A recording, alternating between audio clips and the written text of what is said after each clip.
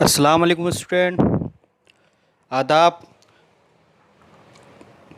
हम लोग शुरू करते हैं अपना तिब्बे कानूनी की क्लास लेक्चर सीरीज़।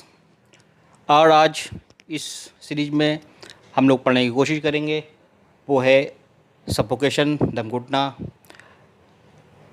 या इसे तफ्तीश भी कहते हैं। स्टूडेंट, आपको याद होगा अभी हम लोग का जो टॉपिक चल रहा है मेन, वो है एक्सफाइजियल डेथ यानी मौत इख्तनाकी। और उसकी जो मेजर टाइप्स हैं उसमें एक स्ट्रांगुलेशन थी, थ्रॉटलिंग थी। इन दोनों को हमने पढ़ लिया है ना स्टूडेंट, और इनकी सब हेडिंग्स भी पढ़ ली। अब आज उसकी जो मेजर हेडिंग है किसकी, एक्सफाइजियल डेथ की, वो क्या यानी स्ट्रांगुलेशन, थ्रॉटलिंग, सफोकेशन एंड ड्रॉनिंग। तो तीसरी जो मेजर हेडिंग है सफोकेशन, आज हम लोग उसी के ताल्लुक से ही पढ़ने की कोशिश करेंगे, समझने की कोशिश करेंगे कि सफोकेशन असल है क्या है। तो सभी एक्सफाइजियल डेथ में ही, मौत इख्तनाकी में ही आते हैं, लेकिन चूंकि इनमें कुछ चीज़ों में इनमें फ़र्क होता है इसलिए सबकी अलग अलग हेडिंग की गई है। सफोकेशन में इतना जान लीजिए स्टूडेंट, इसमें क्या होता है कि जो इंसान का सांस लेने का जो आला है यानी क्या, मुंह और नाक, इसमें क्या होता है कि उसको ऑब्स्ट्रक्ट कर दिया जाता है, बंद कर दिया जाता है। ठीक है ना, कि आदमी क्या है, एक्सटर्नल एयर से राब्ता उसका ख़त्म कर दिया जाता है, कट कर दिया जाता है। अब उसकी शक्ल क्या होती है, यानी क्या कि आदमी उसकी जो मकतूल है, कातिल जो है, उसकी नाक दबा दे, मुंह दबा दे कि वो सांस का अमल ना ले सके, है ना, कि वो जो बैरूनी जो एयर है उसके अंदर ना जा सके, जिसके नतीजे में जो फेफड़े होते हैं, जो उनका अमल होता है, ठीक है, ऑक्सीजन का और ऑक्सीजन का इनहेलेशन का और कार्बन डाइऑक्साइड रिमूवल का, वो अमल नहीं पाता, जिसके नतीजे में इंसान का दम घुटने की वजह से मौत हो जाती है। तो यही है स्टूडेंट सफोकेशन। अब फिर इसकी सफोकेशन की क्लासिफिकेशन की गई है, उसमें स्मूथरिंग है, चोकिंग है, गैगिंग है, ट्रॉमेटिक एस्फेक्सिया है, बर्किंग है, और ओवरलाइंग है, इन्हेलेशन ऑफ इरेसिबल गैसेस।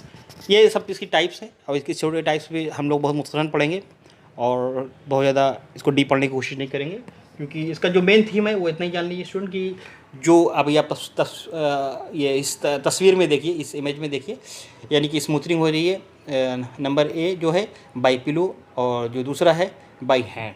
बस यही यानी क्या, इंसान के नाक और मुंह को बंद कर दिया जाए ताकि इंसान जो है बैरूनी जो एयर है ना, अपने अंदर इनहेल ना कर सके, सांस ना ले सके। उसी को ही कहते हैं स्मूथरिंग कहते हैं। यही है स्मूथरिंग, यानी कि इसकी जो एक टाइप है किसकी, सफोकेशन की, वो है स्मूथरिंग। यही है बैरूनी रिकॉर्ड, और मफहूम में भी उसका वही आता है, जो सफोकेशन का जो डिफिनीशन होगी वो उसकी में कवर हो जाती है।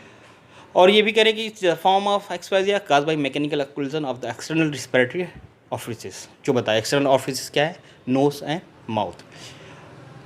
और इसके अंदर जो काज ऑफ डेथ होगी वो क्या होगा, obstruction the air passage, mouth and nostril means of hand, cloth, pillow, towel extra अगर इस्तेमाल करके ये किया जाएगा तो एयर का ऑब्स्ट्रक्शन हो जाएगा, जिसके नतीजे में इंसान को हब्स महसूस होगा और इंसान की मौत हो जाएगी।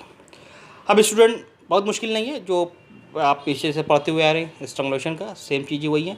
बस जो बुनियादी फ़र्क यही है कि उसके अंदर क्या था, गले को दबाया जा रहा था। गले में दबाने की वजह से क्या हो रहा था कि उसका जो एयर पैसेज है, जैसे ट्रैकिया वगैरह है ना, कैरोटिड आर्टरी वगैरह, वो सब क्या, वो कंप्रेस हो रही थी, जिसके नतीजे में क्या हो गया, ऑक्सीजन का अमल नहीं हो रहा था।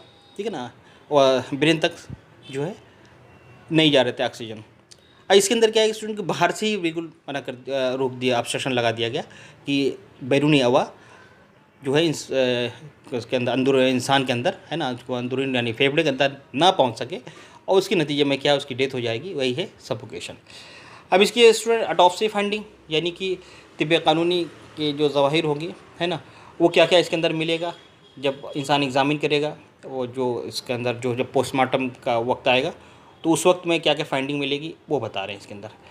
इसमें क्या है कि पेल एरिया अराउंड द माउथ, यानी कि जो मुंह है उसके आसपास का एरिया बिल्कुल येलो होगा, पेल होगा। ठीक है, वो क्योंकि चूँकि प्रेशर लगा दिया उस ऑब्जेक्ट का, यानी कि जैसे टॉवेल था या पिलो था या तकिया था, उसका इस्तेमाल करके ऑब्जेक्ट कर दिया, तो जाहिर सी बात है कि वहाँ ब्लड का सर्कुलेशन चारों तरफ पहुँचा नहीं। ठीक है, तो वो फेस क्या होगा, पेल नुमा हो जाएगा। और कह रहे हैं कि ऐसी कंडीशन में ये भी हो सकता है कि अगर ज़ोर से दबाया जाए, इंसान जो मकतूल है वो कोशिश करेगा, है ना, तो जो कातिल है वो और दबाने की कोशिश करेगा, जिसके नतीजे में और वो प्रेशर लगाएगा, दौड़ लगाएगा, तो जो नोज़ की सिम्पटम है ना, वो भी तक क्या होगा, उसमें फ्रैक्चर हो जाएगी, उसका भी ब्रेक हो जाएगा। और फिर नेक्स्ट कह रहे हैं स्टूडेंट में फेस में भी also congestion and petechial haemorrhage, ये भी मिलेगा। In some cases abrasions, scratches and contusion may be noted. कुछ केसेस में खराश भी मिलेगी, खदश भी मिलेगा, ठीक है ना, कि और इसके अंदर क्या है कि आदमी बचाना चाहेगा, तो और जो कातिल है वो चाहेगा कि नहीं, इसको हमें इसका हलाकी करना है ना, इसका कत्ल ही करना है। तो इसी कंडीशन में, है ना, तो उसमें खरोच भी आ सकता है और एब्रेजन भी हो सकता है, ब्रूज का भी निशान मिल सकता है। अब कह रहे हैं अगर कोई ऐसी चीज़ है जो से सॉफ्ट मटेरियल वगैरह है, तो इंसान क्या है कि अब बचाने की कोशिश करेगा, सांस लेना चाहेगा ही, है ना, लेकिन उसके मुंह में उस चीज़ मटेरियल रख दिया जा रहा है, ठीक है। जैसे टॉवल हुई, अब टॉवल के क्या रेशे हुए, है ना, उसके रोए हुए, हो सकता है इंसान इन जब फाइंडिंग करेंगे, है ना, तो हो सकता है उसके पार्ट्स हो गए या कोई धागा, है ना, उसके अंदर उसके मुंह में क्या है, इन्हें मतलब उसके ओरल कैविटी में कहीं वो मिल सकता है। इससे मालूम हो जाएगा कि हाँ कौन सा चीज़ इस्तेमाल की गई है ना, कि सॉफ्ट चीज़ इस्तेमाल की गई है या कोई हार्ड चीज़ है या कोई टॉवल है ना, या कोई और कपड़ा है जिसका फाइबर निकला हुआ होगा, उसके मुंह में उसकी मौजूदगी मिलेगी। Foreign body in form of fibres, यही बता रहे हैं, इसके अंदर सेम चीज़ें हैं स्टूडेंट। अब इसके बाद कनेक्ट करें तिब्बे कानूनी इंपॉर्टेंस की, तो तिब्बे कानूनी कह रहे कि होमिसाइडल स्मूथनिंग और कॉमन, यानी कि कोई इंसान किसी का कत्ल करता है तो यही जो है इसका इस्तेमाल करता है इस चीज़ का, कि यानी इंसान सो रहा था और एक दूसरा कातिल आया और उसके नोज़ को और उसकी माउथ पर तकिया रख करके दबा दिया, ठीक है। अब वो बाहर हवा सांस नहीं ले सकता, जिसके नतीजे में उसकी मौत हो जाएगी। ये यानी क्या क्या हुआ, कत्ल का इस्तेमाल जब किया जाता है तो वही होमिसाइडल ही होगा, यानी और इसमें सुसाइड का नहीं होगा। Accidental smothering is rare, accidental बहुत कम होता है कि आदमी जाता रहे और उसका भाई कोई चीज़ कि मतलब सामने से आ जाए और वो सांस ना ले सके, है ना, तो ऐसा कभी कोई चीज़ पॉसिबिलिटी है नहीं अगर वो इंसान नॉर्मल ऐसा इन्वायरमेंट में है तो।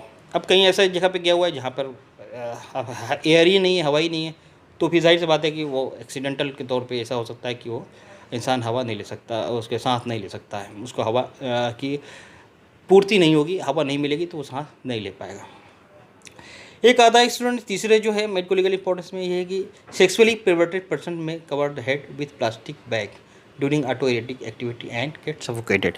कभी कभी क्या होता है कि इंसान, अब ये अंग्रेज़ों का दिया हुआ सब ये टर्म है कि इंसान अपने आप को क्या करता है कि सांस को रोक देता है, यानी क्या ऑक्सीजन कम लेता है, ठीक है, कोई प्लास्टिक बैग वगैरह पहन लिया, उसके बाद वो क्या करता है कि अपने आप को ये चाहेगा कि उसको लज्जत मिले, है ना, अपने आप को तकलीफ पहुंचा करके वो लज्जत। लेकिन कभी कभी क्या होता है कि इंसान ने कुछ अपने आप को माउथ को नोज़ को कवर कर लिया और सांस तो उसके हाथ में ही है, ले रहा है नहीं ले रहा है ना, या देर तक कोशिश कर रहा है वो कि हम सांस कितनी देर तक खींच सकते हैं, रोक सकते हैं। कभी कभी ऐसा हो सकता है कि ऐसा आदमी सेल्फ प्लेजर ऐसे कर रहा होता है और उसके फिर उसके जो है उसकी डेथ हो जाती है इसके नतीजे में, जो ये अमल करता रहता है। और एक चौथी है मेडिको लीगल इंपॉर्टेंट है इसका, न्यूबॉर्न बेबी में डाई ड्यू टू सफोकेशन। ये भी होता है, उसकी हालत में क्या होता है कि जो एमनियोटिक सैक होती है, जो एमनियोटिक मेम्ब्रेन होती है, अभी जब आप फाइनल ईयर में जाएंगी, है ना, तो आप पूरा उसका कवालत में पढ़ेंगी, है ना, तो उसके अंदर आप लोग का सब आप लोग पढ़ेंगे जब, तो उसमें आपको अलग क्लियर हो जाएगा कि वो जब बेबी, चूँकि वो एमनियन में होता है, एमनियोटिक सैक के अंदर होता है, और जब डिलीवर होता है तो एमनियोटिक फ्लूइड जो होता है ना, वो उसका लीकेज होता है, यानी कि उसका ब्रेक किया जाता है एमनियोटिक जो सैक होता है, ताकि क्या है कि फिर उसको जो है उसको जब वो इन्वायरमेंट में आए तो इन्वायरमेंट से वो सांस लेना शुरू कर दे बच्चा। या अगर ऐसा होता है कि कभी कभी वो उसके अंदर ही रहा, है ना, एमनियोटिक जो सैक है वो ब्रेक नहीं हुआ, है ना, रप्चर नहीं हुई, और उसको हिस के ज़रिए से बच्चा जो डिलीवर हो गया, तो ऐसी कंडीशन में भी उसकी मौत हो जाएगी। और ये इसको एक टर्म इसको कॉल्डी सैक्स बर्ड्स आर कॉल बर्ड्स, यानी कि कॉल्डी सैक का मतलब ये होता है कि एक ऐसा रास्ता जो कि जिसका एक सिरा बंद हो, है ना, दूसरा। तो इसमें क्या होता है कि यानी कि बच्चा तो चूँकि सैक में ही आता है तो वो सैक के अंदर ही रहता है, तो वो पूरी तरह से सांस लेने नहीं ले पाता, जिसके नतीजे में क्या होता है कि फिर वो उसकी सफोकेशन की वजह से, दम घुटने की वजह से मौत हो जाती है।